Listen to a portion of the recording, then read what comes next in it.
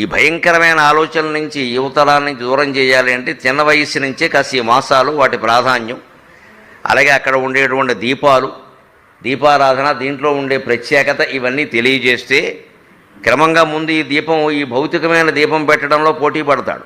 నేను 10 దీపాలు పెట్టాను, నేను 20 దీపాలు పెట్టానని ఆడపిల్లలు చూస్తూ మగపిల్లలు దీపాలు పెడుతూ ఆడపిల్లలు వాళ్ళని చూస్తూ మగపిల్లలు అంతా సంతోషిస్తారు. తర్వాత క్రమంగా ఈ వెలుతురు ఇలా చూసిన తర్వాత ఈ దీపపు వెలుతురు ఇలా ఉంటే లోపల గుండెల్లో ఈ దీపాన్ని పెట్టగలిగితే, విజ్ఞాన దీపాన్ని వెలిగించగలిగితే అని ఆలోచిస్తాడు.